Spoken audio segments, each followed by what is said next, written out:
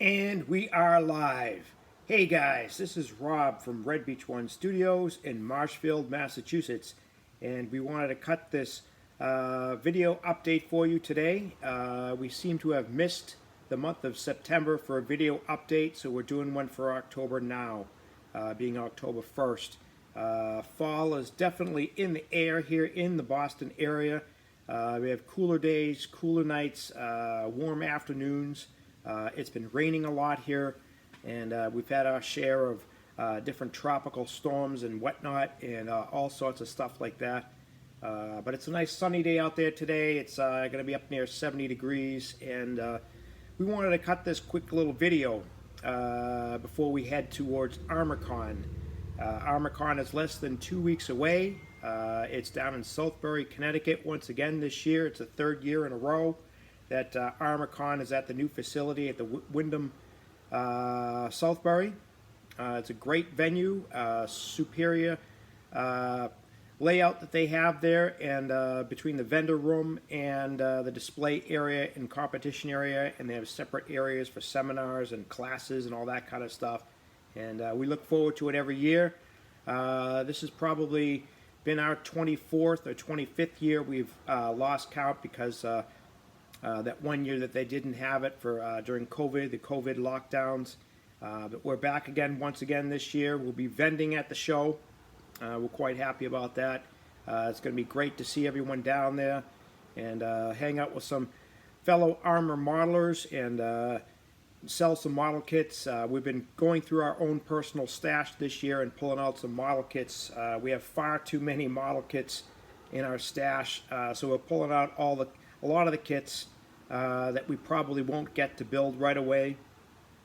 These are high quality armor kits from our own personal stash, and we're bringing those down to help move them along, help find new homes for them. And the reason for that is one is because our stash is getting a little bit too big, and we love armor modeling, but we also want to move forward with different things here at RB1S Studios, meaning we want to get into live streaming, and we also want to get into some video tutorials. And in order for us to do that, we have to upgrade our equipment. And we are in need of a new Apple iMac Pro laptop, and we'd like to get some better lighting in here from LumeCube and whatnot. And we also have to look into StreamYard hosting for doing live streams and live chats and all that kind of stuff. So all of that costs money, and our purpose this year for ArmorCon is to sell as many models as possible, so we can raise some funds to purchase that equipment, and we can bring you guys higher quality content from RB1S Studios. We're still operating with a slightly upgraded system here. The M1944 Marine Corps issue is still in use, so what you see is what you get.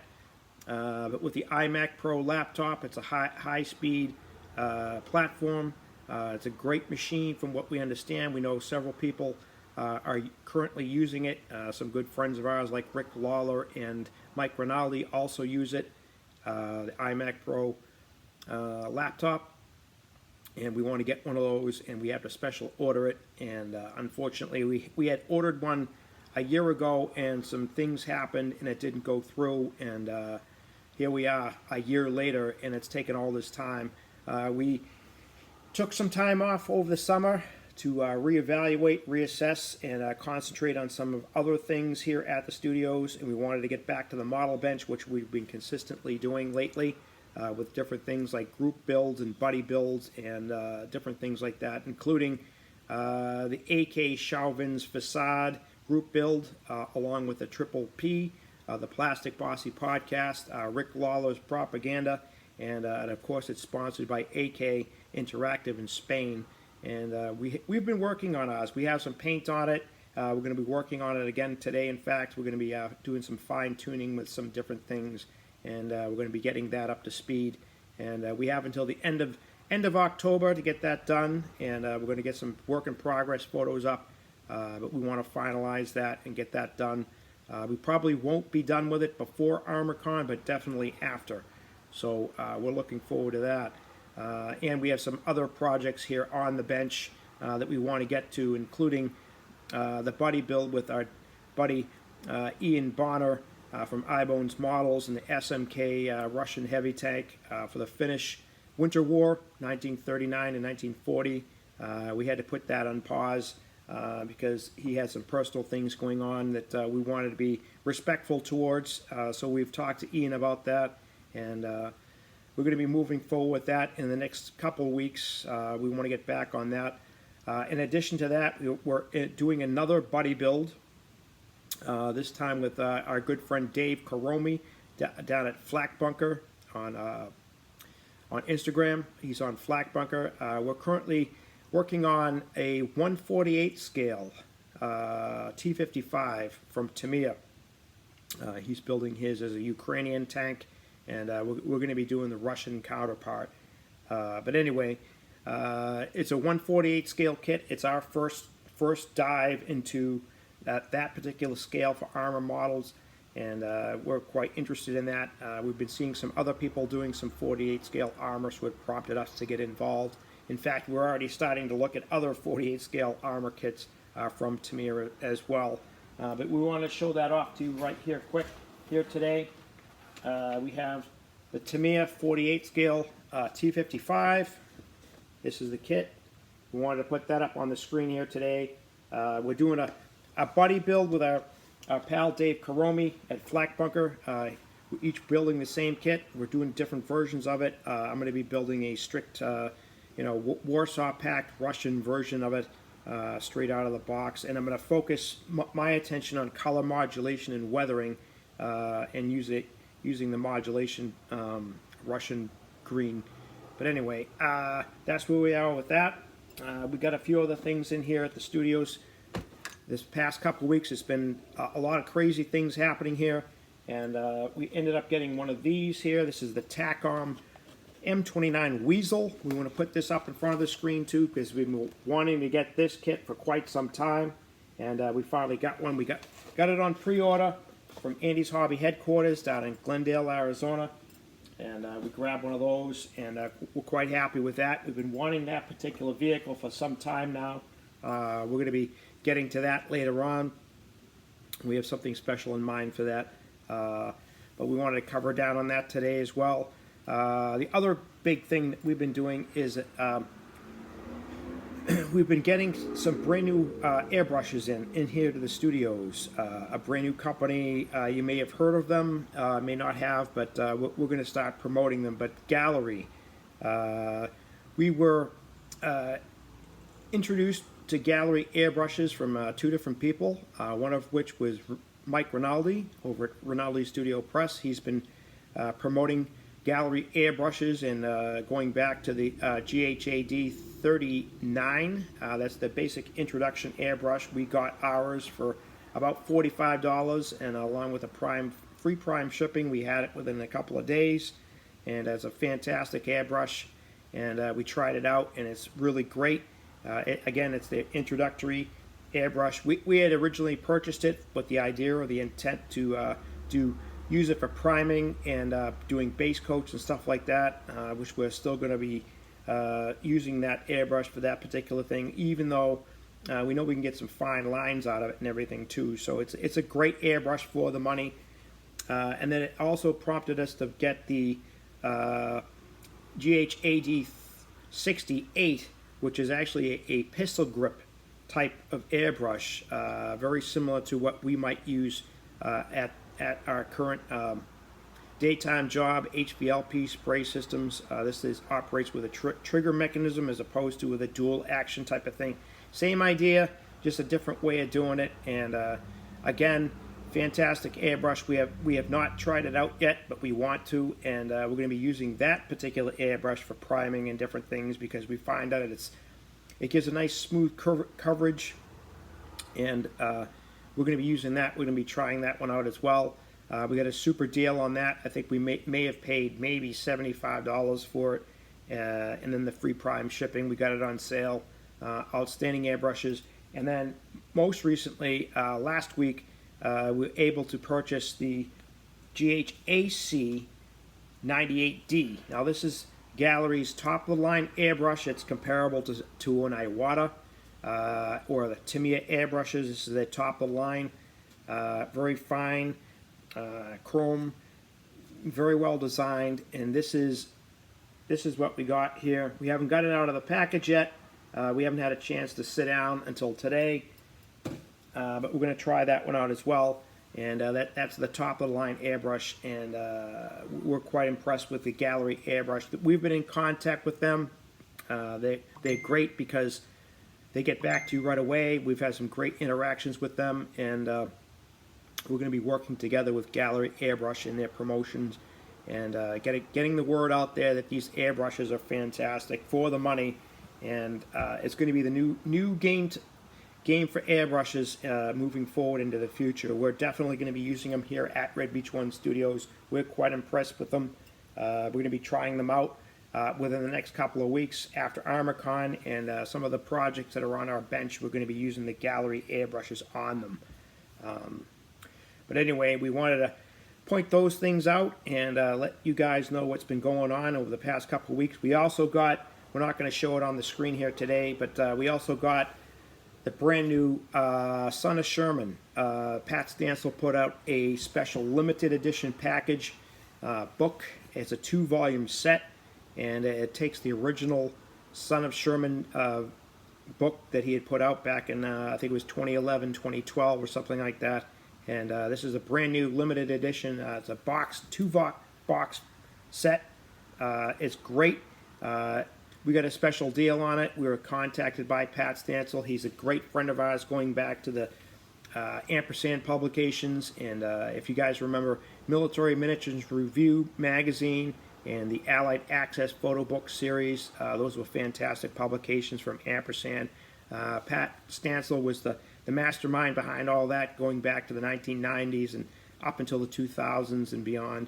But things have changed, and what happened was that David Doyle Books had bought out Ampersand Publications. So this new book, Son of Sherman, the 2-volume set, is actually being distributed by David Doyle Books, and it's quite impressive. And we got in on the pre-sale of it, and we managed to get the books in a reasonable amount of time. There was a little bit of a wait time, but not too bad. And then we got it as soon as we got the announcement that the books were available to purchase. We jumped on it and took advantage of that special price, and we had it within 2 to 3 weeks. In fact, it showed up here at the studios last Friday, and we're just getting to it now because we had a little bit of a setback this week. A lot of extra activities going on outside the studios that prevented us from being here until today. It also sort of derailed our September update for the last month, and now we're doing one today. So, but that's where we are. We wanted to bring you guys up to speed on what's been happening. We want to cut this quick little video. It's going to be dropping Tuesday night, which is October 3rd. We're going to be issuing a premiere video like we had done in the past, and we're going to feature a live chat with it as well, so you guys are going to be able to interact with us. And from now on, that's how we're going to be doing them. We're going to previously record our videos and then drop them as a premiere. And as time goes on, our video quality and content is going to improve, along with some live streams and video tutorials moving forward. And that's going to be the future game plan for Red Beach One Studios. So you guys are going to see some of that moving forward. It's taken a whole lot longer than we had expected, but we have to keep our forward momentum going, and we wanted to change gears a little bit over the summer. We wanted to backpedal a little bit and refine things here at the studios and do some homework and cover down on some bench time and different things. So we're going to be bringing all of those things forward along with the new technology that we receive, and we're going to be putting all the parts and pieces together like we would do with a model kit, and we're going to be bringing that into the limelight. So now we want to cover down on some of the new things that have been happening here at the studios over the past 2 to 3 weeks, and we're going to do a couple good shout outs here to some new people. We had a recent reach out from the Plastic Model Mojo. The guys Dave and Mike from the Plastic Model Mojo reached out to us here at RB1S Studios and invited us to check them out and to check out their podcast. And we're going to be promoting them. We checked them out. We listened to a couple of their podcasts. And as you can probably see on some of our social media platforms, we're starting to promote the Plastic Model Mojo. And a couple great bunch of guys there.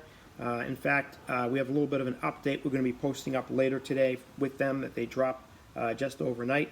So we're going to be posting that up as well. We're working a great relationship with the Plastic Model Mojo, and we're adding them to our fall lineup in some of our social media platforms. And in addition to the Plastic Model Mojo, we also have recently checked out the Model Geeks. Yet another podcast out there, and some familiar names that are running that one. It's still fairly new to us, but we're going to get behind them and start promoting some of them as well. In fact, we dropped one of their episode number 65, which is just dropped last evening, and we're able to post that up on some of our social media today. So we're going to be giving a shout out to the Model Geeks as well, some great friends of ours. They've been working together with the Plastic Posse podcast. In fact, that's how we found out about them. So we wanted to be sure to give everyone a big shout out. And also the Model Insanity podcast is run by Rob Riviezzo. So we're going to be doing something special, guys, coming up at ArmorCon. We're going to be getting together with Rob Riviezzo, and we're going to be putting something together during ArmorCon and then post ArmorCon. We're going to be a guest on their podcast, so you're going to hear this guy's voice on their podcast on one of their upcoming episodes of the Model Insanity podcast. We're going to be working together with the guys at Modeling Insanity podcast. That's Rob Riviezzo, Steve Tucci or Santucci, and some of the other guys, Rob Adams, and some of the other guys over there, Justin Ryan or Ryan.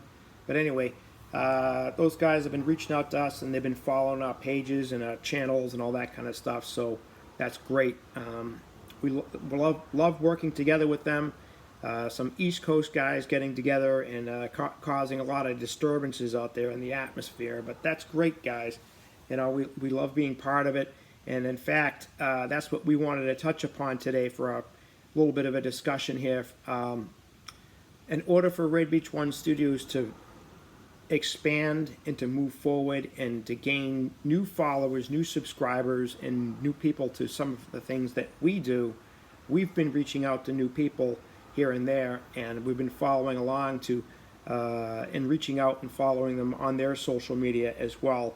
And now we're starting to get some return cross promotions going on, and that's what we've been looking for all along. So we just decided that it was time to expand our reach a little bit and reach out to some of these other guys doing the same thing that we'd like to do, whether it be a podcast or live streaming or video tutorials or something like that. So we're quite happy with that. So we've been expanding our reach a little bit on that. We also want to mention that we've been reaching out to Adam Wilder. Adam Wilder is a world-known modeler.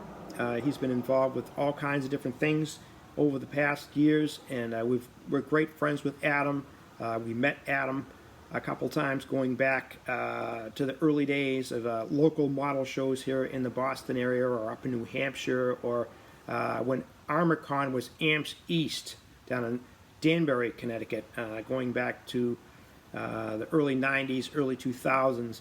But anyway, we've been putting up a lot of Adam's older videos, especially his Technics KV1 series, refinishing the KV1 tank and color modulation and all that kind of stuff. So we've been posting up all kinds of videos from Adam Wilder. We reached out to him about that and say we wanted to bring back some of his stuff, and we went through the whole entire series and put all the videos up over a course of a couple months. And so Adam recognized that, and he's been interacting with us. We've had some great conversations with him, and in fact, Adam is back in action. He's been posting up some brand new work of his with an E100, and I think that's great, and we want to work together with Adam moving forward and get him back into the spotlight, because he's really a fantastic modeler, great friend over the years, and we want to help Adam get back into this show, and maybe we can have him on as a guest someday. But anyway, we wanted to give that little shout out to Adam Wilder today, and we want to cover down on that as well. So anyway, guys, we want to hit the model bench today, and we're going to work on the Chauvin's facade. We want to get some painting done. We're a little bit limited on time today because we're in preparations for ArmorCon and getting everything ready, and we have a few other things we want to cover down on. So enjoy your day, guys. Enjoy your Sunday, and let's hit the bench.